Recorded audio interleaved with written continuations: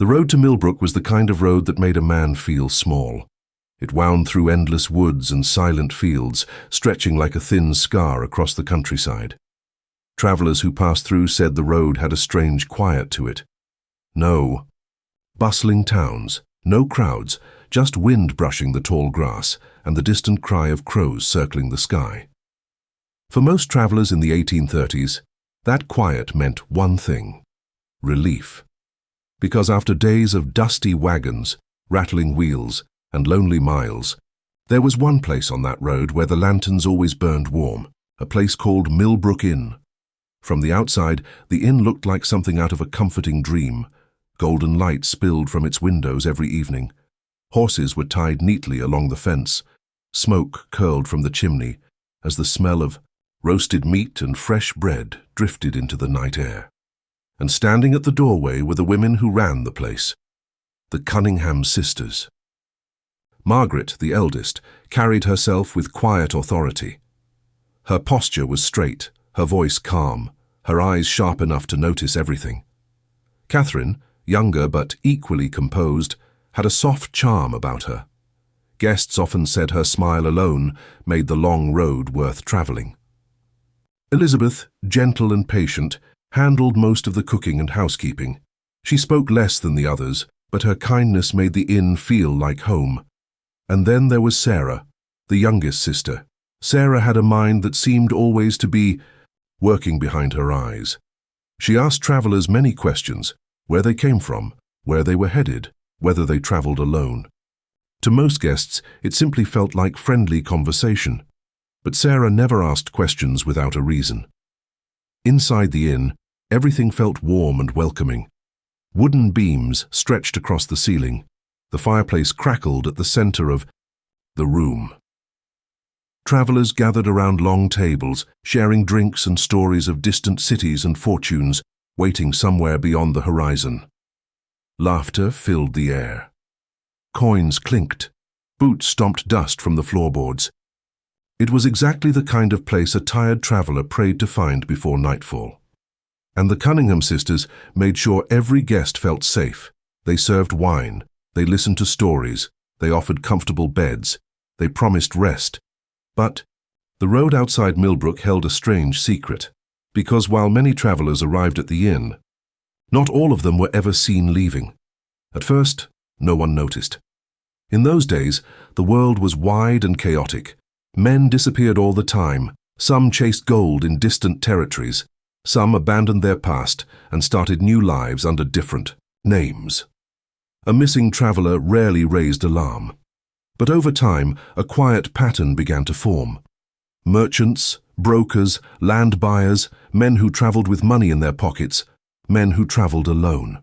They would arrive at Millbrook Inn late in the evening, grateful for a warm meal and a place to sleep. And by morning, they were simply gone. Their horses left behind, their wagons untouched. Sometimes their belongings still in the room. The Cunningham sisters always had an explanation ready. "Oh, he left early," Catherine would say with a polite smile. "Before sunrise," Margaret would add calmly. "Didn't want to wake anyone." The explanation sounded reasonable. Travellers often left before dawn, so people believed them. For years, the inn continued to thrive. Wagons kept arriving, lanterns kept glowing, and the sisters' reputation only grew stronger. Millbrook Inn became known as the most welcoming stop along the road. But there were others who lived and worked at the inn. Two men who saw more than most guests ever realized: the Zimmer brothers, Heinrich and Klaus. They had arrived years earlier as hired workers, helping with the stable and maintaining the property. Strong, quiet men who kept mostly to themselves. To travellers, they were simply stable hands. But the Zimmer brothers knew the inn better than anyone. They saw who arrived, and they saw who didn't leave. At first, Heinrich tried not to think about it. A man working on the road learns quickly that some questions are safer left unasked. But over the years, the whispers began creeping into his thoughts. Late-night movements, shadows in the hallway, the sound of heavy dragging across the floor. After midnight. Sometimes he noticed travellers drinking wine with the sisters late into the evening, laughing, relaxed, trusting. And then, silence. No footsteps leaving the room in the morning. No horses being prepared for the road. Just another empty place at the table. Hinrich began drinking more to quiet the thoughts. But alcohol only made the questions louder. One night, during a cold autumn evening, he saw something that burned itself into his memory forever. A wealthy merchant had arrived earlier that day, well-dressed, confident, the kind of man who spoke loudly about his investments and the money waiting for him. In the next city, he carried a leather satchel that never left his side. The sisters treated him with particular warmth. Sarah asked many questions: where he came from, how long he had been traveling, whether anyone expected him at his destination. Heinrich noticed the way Margaret and Catherine exchanged brief glances during the conversation. A silent understanding passing between them. The merchant stayed up late drinking wine with them near the fireplace. The inn slowly grew quiet as other travelers retired to their rooms. Eventually the merchant stumbled upstairs, laughing, carrying his satchel. Sarah followed shortly after. The lanterns were dimmed, doors closed. The inn fell into darkness. Hours passed. Hinrich was outside near the stable when he heard it. A dull thud from inside the building. Then another. Then the unmistakable sound of something heavy being dragged across wooden floorboards. His stomach twisted. He didn't move. Didn't breathe. Because deep inside, a truth was beginning to form, a truth he wasn't ready to face. The next morning, the merchant was gone. His horse remained tied outside, his satchel had vanished, and the Cunningham sisters carried on exactly as they always did, smiling, serving breakfast, pouring coffee for the next group of travelers who had arrived before sunrise. No one asked questions, no one suspected anything, except Hinrich. Because now he knew. Or at least, he feared he knew. And once a man begins to see darkness clearly, he can never pretend the light is real again. But Hinrich was not the only one beginning to feel the weight of the inn's secrets. Across the fields beyond Millbrook, rumors had begun to whisper through nearby towns. Stories of missing men. Stories of a road that seemed to swallow travelers whole. And somewhere, slowly but steadily, those whispers were making their way toward the ears of someone who would soon begin asking the wrong questions. Questions that would eventually uncover the truth buried beneath the quiet earth behind Millbrook Inn. But for now, the lanterns still glowed, the sisters still smiled, and the road kept delivering exactly what they needed. Lonely travelers, men with money, men who trusted too easily. Men who had no idea that the warm light of Millbrook Inn was the last light they would ever see. And deep inside the walls of that welcoming inn, something dark was growing stronger with every passing year. Something patient, something careful. Something that had already begun claiming lives long before anyone thought to look. And before the truth finally surfaced, more travelers would arrive, more glasses of wine would be poured. More smiles would hide deadly intentions, because the Cunningham sisters had discovered something terrifying about the world. In a lonely place, where no one is watching, hospitality can be the perfect disguise for murder. And Millbrook Inn was only getting started. For years, the lanterns of Millbrook Inn burned with the same steady warmth. Travelers came, travelers rested, and travelers vanished. But what looked like coincidence to the outside world was, inside those wooden walls, something far more deliberate.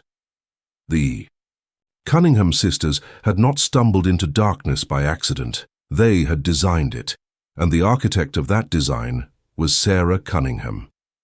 Sarah had always been different from her sisters, where Margaret was disciplined and Catherine was charming. Sarah was curious. Her mind searched for patterns the way a hunter studies tracks in the snow. She read books most people ignored. Medical guides, old herbal manuals, ancient remedies passed down through generations.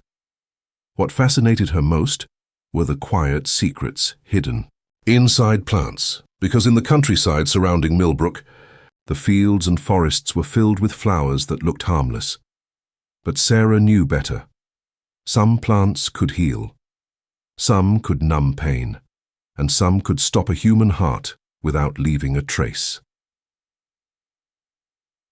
Foxglove, deadly nightshade, hemlock. To most people, they were simply wildflowers. To Sarah, they were tools. And slowly, over the years, she turned the garden behind the inn into something that looked beautiful to the eye, but deadly to anyone who understood what they were seeing. Rows of bright purple foxgloves swayed in the wind. Clusters of pale belladonna berries glistened like drops of ink. Fragrant herbs grew beside toxic roots, a garden that could easily be mistaken for a healer's sanctuary. But Sarah didn't grow those plants to heal.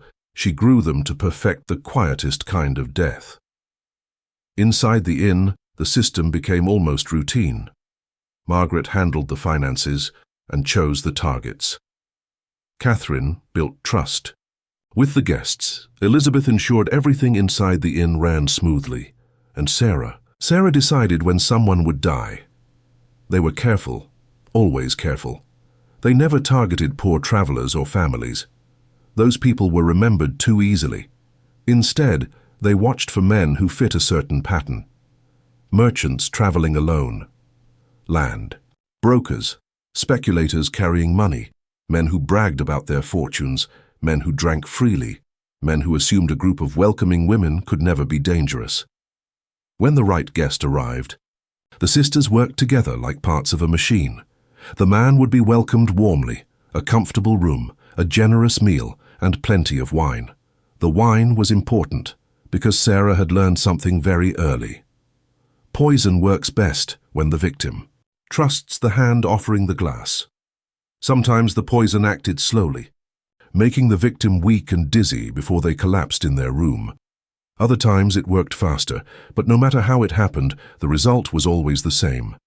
By morning, the guest would never wake again.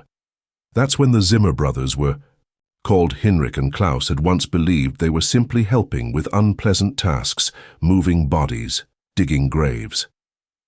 They told themselves the victims had died naturally, that the sisters were simply protecting the inn's reputation. But as the years passed, those lies became harder to believe, because the bodies never showed signs of natural death, and the sisters never showed grief. The first time Hinrich realized the truth completely was during a stormy night in the late 1830s. Rain hammered against the roof of Millbrook Inn. The wind howled through the trees like a living thing. Inside, a wealthy land surveyor had been drinking with the sisters by the fireplace. He had been cheerful, laughing, talking about the thousands of acres he planned to purchase once he reached the city. Hinrich remembered the moment clearly. The surveyor lifted his glass. Sarah poured the wine. Their eyes met for just a second. There was something cold in Sarah's gaze, something calculating. The man drank. An hour later, he couldn't stand. 2 hours later, he couldn't speak. By midnight, he was dead. Hinrich helped carry the body down the narrow back stairs. The rain outside soaked through his coat as they dragged the corpse toward the wooded area behind the property. Klaus dug the grave. Neither brother spoke, because words would only make the truth real.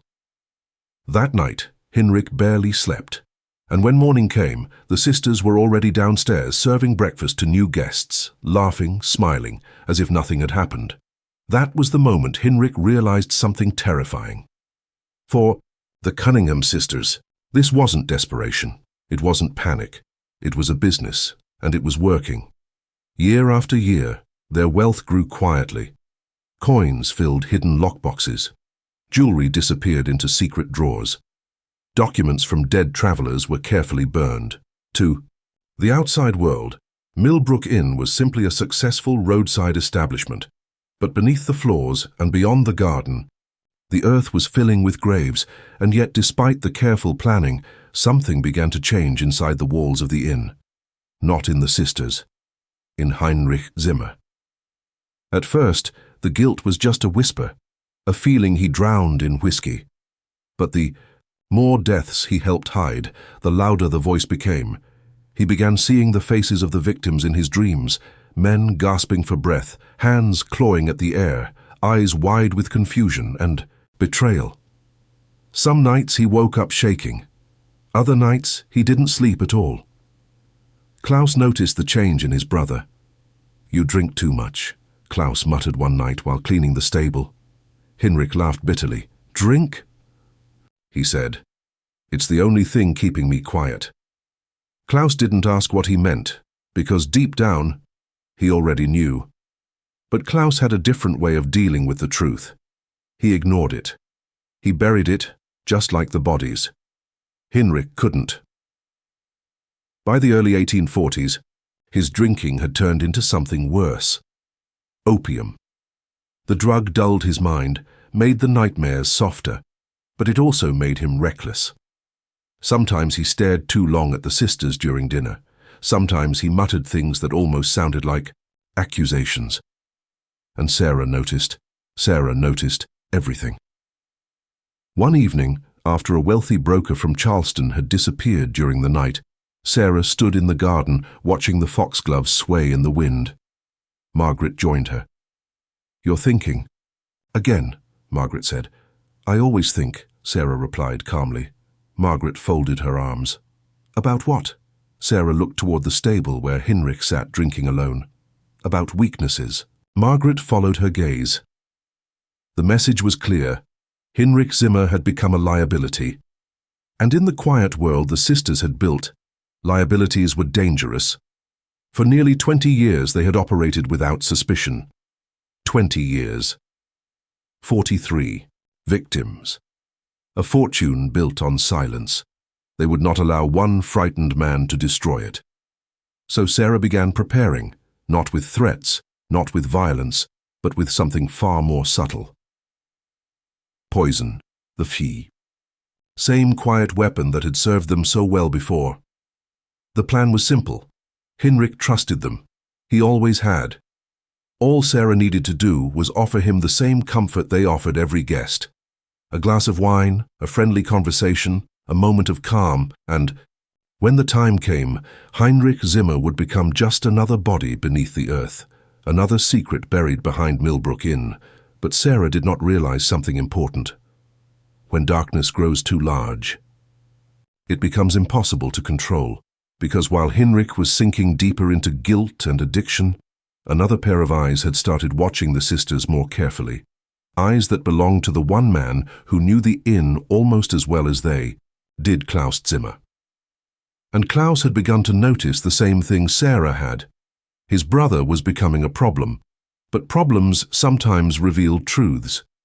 And very soon, those truths would begin unraveling everything the Cunningham sisters had spent 20 years building. The poison had worked perfectly for decades. Quiet, invisible, unquestioned.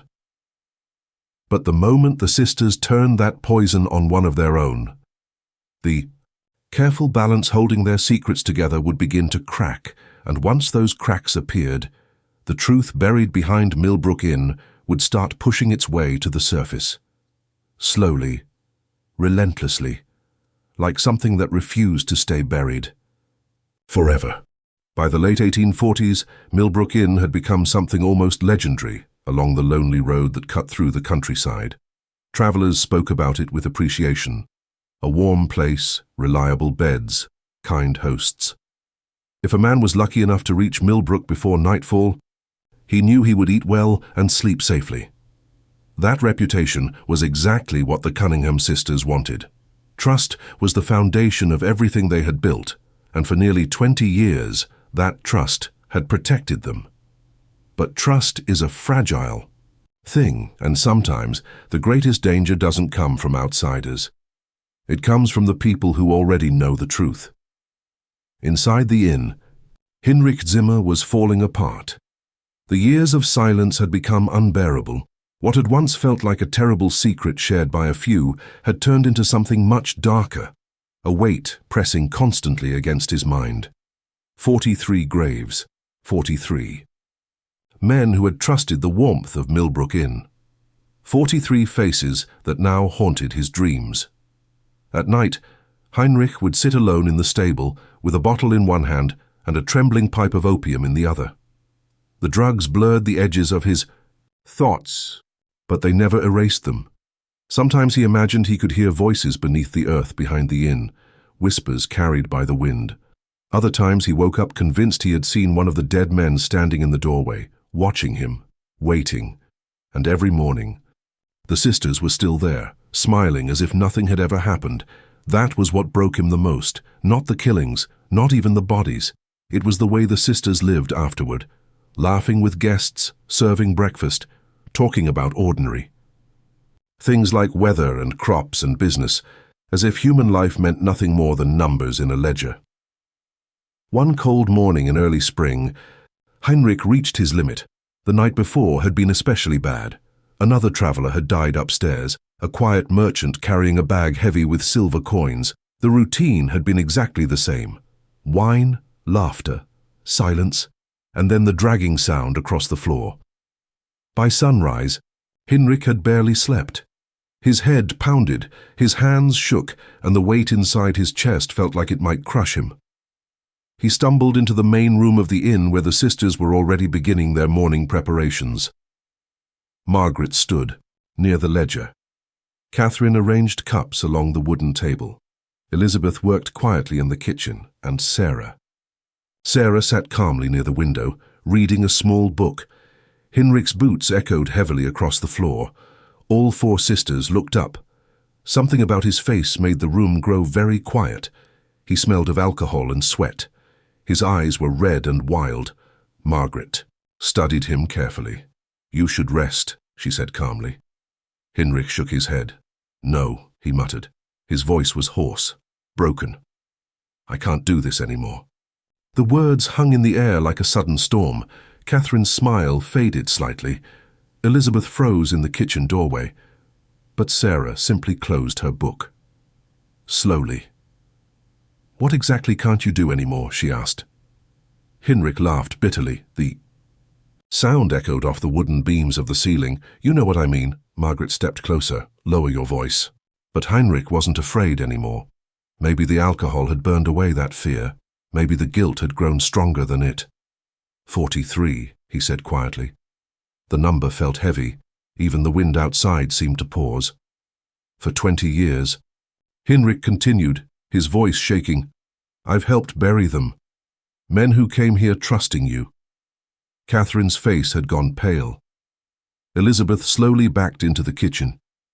But Sarah remained perfectly still. Her expression didn't change. "You helped us willingly," she said. Heinrich's hands clenched into fists. "I helped because I was a coward," he snapped. "Because I told myself lies. But I can't anymore." Margaret's voice hardened. "What are you saying?" Heinrich looked at each of them in turn, the sisters who had controlled his life for 2 decades. "I'm saying it ends," he said. "No. More poison. No more graves. No more pretending." Catherine took a nervous step forward. "And if we refuse?" Heinrich's voice dropped into something darker. "Then I start talking." The threat was clear. For the first time in 20 years, someone inside Millbrook Inn had spoken the truth out loud. The room fell into silence, a silence filled with something new. Danger. Margaret and Catherine exchanged a quick glance. Elizabeth stayed hidden in the kitchen, her breathing shallow, but Sarah simply watched Heinrich, studying him, measuring him, and after a moment, she nodded slightly. "You're tired," she said softly. Heinrich blinked, confused. "You've carried a burden for a long time," Sarah continued. "Anyone would struggle with that." Her calm voice seemed almost sympathetic. "You're right," she added gently.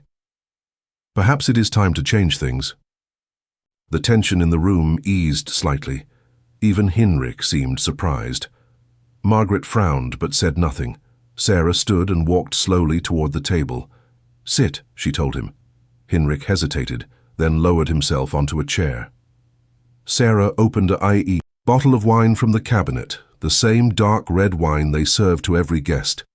She poured 2 glasses, one for him, one for herself. "Drink," she said quietly. You look like you need it." Heinrich stared at the glass for a moment. His hands trembled as he picked it up, then he laughed weakly. "Funny," he said. "All those men trusted this same wine. Sarah's eyes met his, and now you do." Heinrich took a long drink. The warmth spread down his throat. For a moment, the room felt calmer. Maybe the sisters had finally understood. Maybe the nightmare was ending. But Sarah didn't drink from her own glass. She simply watched him, because hidden within Heinrich's wine was something very familiar, a small dose of crushed foxglove, enough to stop a heart, enough to erase a problem. Heinrich finished half the glass before he noticed something strange. His vision blurred slightly, his chest tightened, the room tilted. He looked up slowly. Sarah's face remained calm, too calm. Realization struck him like lightning. "You," he whispered. Sarah leaned closer. 20 years, Heinrich," she said softly. "We've survived because we never allow weakness." His hand shook violently as he tried to stand, but his legs refused to obey. Margaret watched silently. Catherine turned away. Elizabeth remained hidden in the kitchen. Heinrich collapsed back into the chair, gasping for breath. His heart pounded wildly in his chest. The poison was already working. "You said it had to end," Sarah murmured. "And you were right." She stepped back. "Tonight, it does." Heinrich tried to speak again, but no words came. His body trembled violently. Within minutes, the life drained from his eyes. Another death, another secret, another grave waiting behind the inn. But something had changed, because the sisters had forgotten. One important detail: Heinrich Zimmer was not alone in the world. He had a brother, and Klaus Zimmer had been watching everything more closely than they realized. That morning, Klaus arrived from the stable expecting to see his brother. Instead, he saw the sisters standing in silence, and Heinrich's body slumped lifelessly in the chair. No explanation, no story prepared, just silence. Klaus looked from the body to Sarah's calm expression, and in that moment, something shifted inside him, because the truth that had haunted Heinrich for years had finally revealed itself completely. And Klaus understood something the sisters had not anticipated. The secret of Millbrook Inn was beginning to crumble. The first crack had appeared, and once cracks begin spreading through a foundation built on lies, collapse is only a matter of time. When Heinrich Zimmer died, the silence inside Millbrook Inn changed. For years, the inn had been wrapped in a kind of invisible protection, careful planning, quiet routines, and the sisters' unshakable control. Every death had been managed, every secret buried, but Heinrich had not been a traveler. He had been part of the machine, and when part of a machine breaks, the rest of it begins to shake. The sisters moved quickly. Margaret ordered the body removed before sunrise. Catherine locked the front doors and drew the curtains. Elizabeth stood in the kitchen, pale and trembling, barely able to hold the lantern, and Sarah remained calm, as always. The plan was simple. Heinrich had been a troubled man. Everyone in the nearby towns knew about his drinking and his growing dependence on opium. If anyone asked questions, they would say he had collapsed suddenly during the night. Too much alcohol. Too much strain. A tragic but believable story, and like all the others before him, Heinrich would disappear into the earth behind the inn, another grave among many. But there was one complication. Klaus Zimmer. Heinrich's younger brother had always been quieter, harder to read. Where Heinrich had grown increasingly restless over the years, Klaus had buried his thoughts beneath a mask of cold practicality. But that morning, when he stepped into the inn and saw his brother's lifeless body slumped against the chair, something in his expression changed. He said nothing, not a single word. He simply stood there, staring. Margaret spoke first. "Your brother drank too much," she said evenly. It finally caught up with him. Klaus looked down at the empty wine glass beside Heinrich's hand. Then his gaze shifted slowly toward Sarah. She met his eyes without hesitation. There was no apology in her face, no fear, only quiet calculation. Klaus understood the message immediately. His brother had become a problem, and problems disappeared at Millbrook Inn. Just like the travelers, just like the merchants, just like the surveyors and brokers, whose names no one remembered anymore. For now. A long moment. The room remained silent. Then Klaus nodded once, a slow, almost mechanical movement. "Where?" he asked. Margaret gestured toward the back door. The same place as the others. Klaus didn't argue. He lifted Hinrich's body onto his shoulder and carried it outside without another word. The morning air was cold, and the ground behind the inn was damp from spring rain. The burial site lay hidden beyond the garden where Sarah's poisonous flowers swayed gently in the wind. It looked peaceful, beautiful even, but beneath the soil lay the truth of 20 years, grave after grave, layer upon layer of forgotten lives. Klaus dug the hole himself. The shovel struck the earth with dull, heavy sounds. Each strike echoed through the quiet woods. When the grave was finished, he lowered his brother into the ground carefully. For a moment he stood there, staring down at the body. Then he covered it, one shovelful at a time. By the time he finished, the sun had risen over the trees. From a distance, the burial ground looked untouched, just another patch of quiet countryside, exactly the way the sisters preferred it. But Klaus did not return to the stable immediately. Instead, he stood there for a long time, thinking, because something inside him had shifted. Hinrich had been reckless, weak perhaps, but he had also been right. For 20 years, Klaus had helped bury the truth, and now his own brother was lying beneath the same soil. Another secret, another casualty of the sisters' carefully maintained world. The thought settled heavily in his mind, and once that thought existed, it refused to disappear. Meanwhile, far beyond Millbrook Inn, another story had begun unfolding. In the nearby county seat, a man named Samuel Hartwell had recently vanished. Hartwell was not an ordinary traveler. He was a well-known cotton broker. From the city of Charleston, a man who dealt in large contracts and carried significant sums of money when traveling. And unlike most of the men who had disappeared along the lonely road, Hartwell had something many others lacked.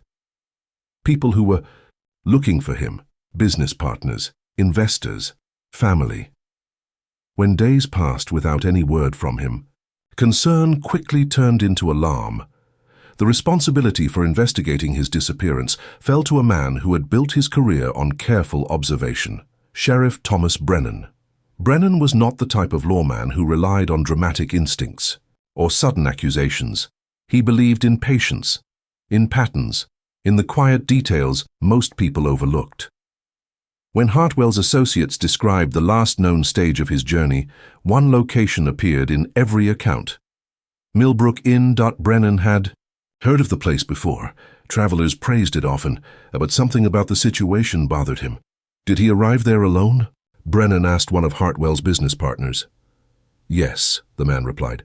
He was traveling with documents and nearly $2,000. $2,000. In those days, it was a fortune. Brennan leaned back in his chair. Did anyone see him leave the inn? The partner hesitated. No. The answer lingered in the air. That alone was not proof of anything. Travelers disappeared all the time. But something about the story didn't sit right with Brennan, so he began asking more questions. Over the next few days, he spoke with wagon drivers, merchants, and farmers who traveled along the same road. And slowly, something strange began to emerge. Hartwell was not the only man who had vanished after passing through Millbrook.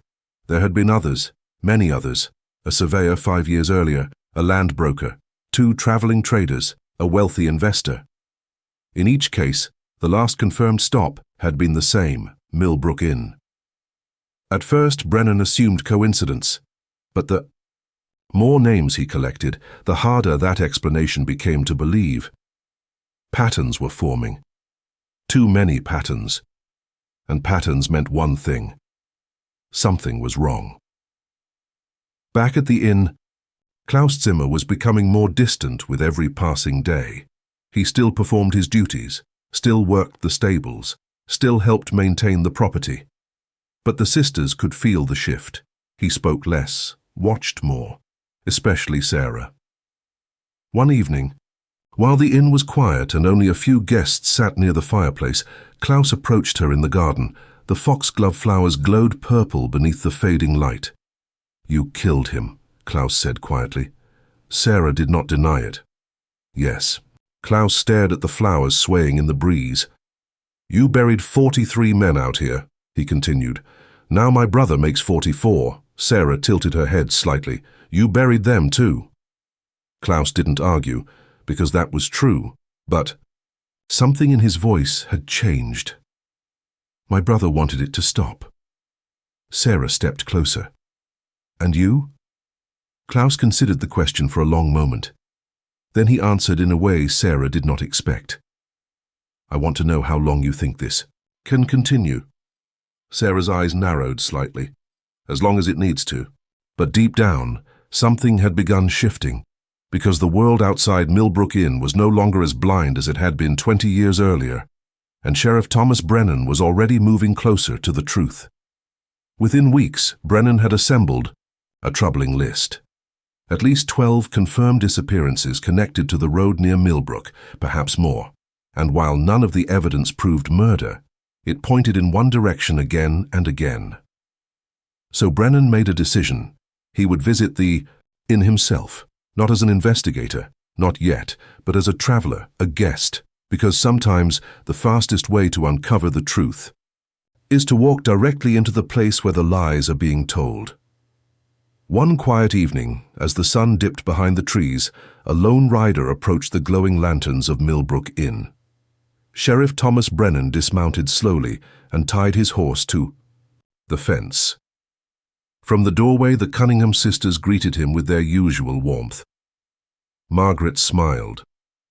"Welcome to Millbrook Inn," she said. Brennan returned the smile politely.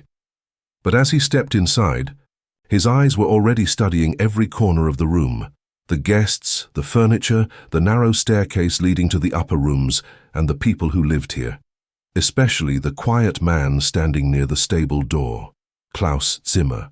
Their eyes met, for only a second. But in that second, Brennan felt something unmistakable. Fear, guilt, and a truth waiting just beneath the surface. The hunter had finally arrived, and the careful world the Cunningham Sisters had built for 20 years was about to face its first real threat. For nearly 20 years, Millbrook Inn had stood untouched. Travelers arrived, travelers vanished, and the world kept moving. But the arrival of Sheriff Thomas Brennan changed something the Cunningham Sisters had never faced before. Suspicion, not rumors, whispered by frightened villagers, not drunken speculation from wandering traders, but quiet, methodical suspicion from a man who understood how evil hides. And Brennan knew one rule better than most: when the same shadow appears in the same place, again and again, it isn't coincidence, it's a pattern. Brennan stayed at the inn for 2 nights. He behaved exactly like an ordinary guest. He drank the wine, shared stories with other travelers, listened to Margaret's polite hospitality, smiled when Catherine flirted playfully with the men near the fire. To anyone watching, he appeared relaxed, but his eyes were always working, studying, measuring. The inn itself was comfortable, but strangely controlled. Every guest room locked from the outside, every window narrow, every hallway quiet after dark. And the sisters moved through the building with an unsettling precision, as if each step had been rehearsed thousands of times. But the most interesting person in the inn was not one of the sisters. It was Klaus Zimmer. The German stable hand avoided eye contact with everyone except Brennan. Yet several times during the evening, Brennan caught him watching, not with hostility, with hesitation, the kind of hesitation Brennan had seen many times before, the look of a man who knows something he shouldn't. On Brennan's second night, The inn fell silent after midnight. The last lanterns were dimmed. Guests retreated to their rooms.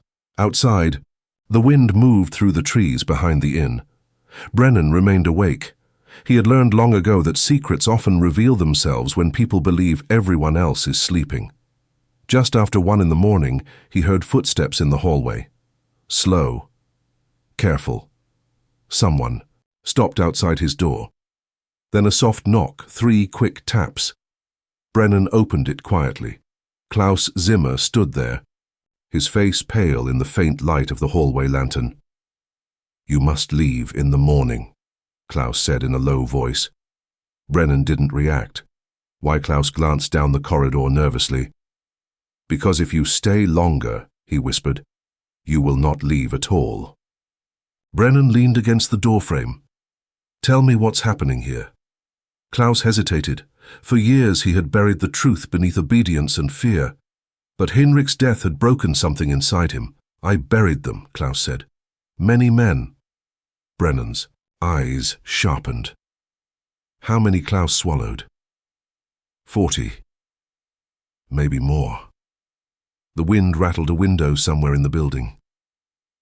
"And the sisters?" Brennan asked quietly. Klaus nodded slowly. "They choose them, drug them, kill them, take their money."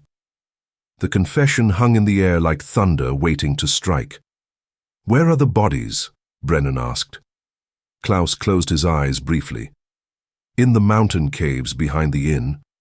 Brennan didn't speak for several seconds, because in that moment, the investigation transformed from suspicion into certainty. Brennan left Millbrook Inn the next morning, exactly as Klaus instructed. He thanked the sisters politely, complimented the breakfast, promised to recommend the inn to other travelers. Margaret smiled warmly as he rode away. But once Brennan disappeared down the road, her expression hardened. Something felt wrong. He had asked too many questions, watched too closely. That afternoon she gathered the sisters in the dining room. "He's a lawman," Margaret said quietly. Catherine's smile vanished. "You're sure?" "Yes." Sarah folded her arms calmly. "Then he will return." Elizabeth looked frightened. "What do we do?" Margaret's answer came without hesitation. "We leave." The decision shocked even Catherine. "Leave Millbrook?" Margaret nodded. "For 20 years this place protected us. Now it has become a liability." Sarah understood immediately. Investigations brought attention. Attention brought discovery, and discovery meant the end. They began making plans that very night. Money hidden inside travel trunks. Documents burned. In the fireplace, jewelry wrapped in cloth bundles. By morning, they would disappear into the frontier. Another town, another identity, another beginning. But Margaret had underestimated one thing. Sheriff Brennan had not left to abandon the case. He had left to return with an army. On the morning of April 15th, 1851, the road to Millbrook Inn filled with horses. 8 armed deputies rode beside Sheriff Brennan. Behind them came 2 federal marshals. They surrounded the property at dawn. Mist drifted across the hills as Brennan dismounted and walked toward the front door. Inside the inn, the sisters were finishing their final preparations. Then came the knock. 3 heavy blows that echoed through the house. Margaret froze. Everyone understood instantly. They were out of time. Margaret opened the door slowly. Sheriff Brennan stood outside, holding a document. "Margaret Cunningham," he said calmly, "I have a warrant to search this property." For a brief moment, the mask slipped. The confident hostess disappeared, replaced by something colder. But Margaret recovered quickly. "Of course, Sheriff," she said politely. "You are welcome to search whatever you wish." But as the deputies entered the inn, the illusion began to collapse. It started with small discoveries. A silver pocket watch engraved with Samuel Hartwell's initials, letters belonging to missing travelers, wallets, personal belongings hidden inside, drawers and trunks. Then they reached Sarah's garden. Brennan stood among the rows of poisonous plants, foxglove, hemlock, belladonna. enough toxins to kill dozens of men. Sarah watched silently as the deputies examined the flowers, but the final proof waited in the mountains, and Klaus Zimmer led them there. Behind the inn, hidden beneath fallen rock and thick brush, lay the entrance to an abandoned copper mine. A narrow tunnel descended into darkness. Lanterns illuminated the passage as the deputies moved inside. The smell reached them first. Old earth, decay. Then they saw them. Bones. Dozens of skeletons scattered across the cavern floor, some still wearing fragments of clothing, others clutching rusted personal items, wallets, boot buckles, buttons. 43 men, 43 forgotten travelers. The truth that had slept beneath Millbrook Inn for 2 decades had finally been uncovered. Sheriff Brennan removed his hat slowly. "Dear God," one deputy whispered. The investigation was over. Now came justice. The Cunningham trial became one of the most sensational cases in American history. Newspapers across the country printed the story. 4 respectable women, 43 murdered. Travelers, a criminal enterprise disguised as a welcoming inn. The courtroom overflowed with spectators. Curiosity, horror, fascination. Margaret remained calm throughout the proceedings. She denied everything, claimed the evidence had been planted, insisted that enemies wanted to destroy her reputation. Catherine broke down repeatedly during testimony. At times, she confessed. At others, she denied everything. Her emotional collapse shocked the courtroom. Sarah said nothing, not a single word during the entire trial. Her silence felt heavier than any confession, and Elizabeth, the youngest sister, claimed she had been forced to participate, a frightened girl trapped by her older siblings. The jury listened for weeks, but the evidence was overwhelming. The graves, the poison, garden, the stolen belongings, the witness testimony. After only 3 hours of deliberation, the verdict came. Guilty. The sentence was swift. Margaret, Catherine, and Sarah Cunningham were condemned to death. Hanging. October 12, 1851. Elizabeth received life imprisonment due to her age and cooperation.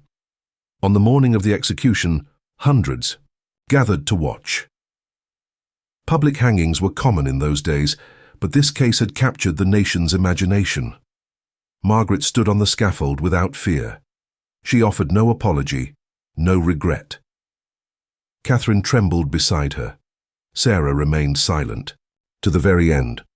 When the trapdoors opened, the reign of the Cunningham Sisters finally ended. But the story of Millbrook Inn was not finished. Elizabeth Cunningham lived another 37 years in prison, until her death in 1888. She never admitted guilt, never wrote about the murders, never explained what had truly happened inside Millbrook Inn. Klaus Zimmer disappeared shortly after the trial. Some claimed he moved west, others believed he wandered aimlessly across the frontier, unable to escape the memories of what he had helped bury. No one knows where he died. Millbrook Inn itself was sold at auction, but its reputation had been destroyed. Travelers refused to stay there. The building stood empty for years before it was demolished. The caves containing the victims were sealed permanently. A single stone marker was placed near the entrance. Its inscription was simple: "Here lie unknown travelers." 2.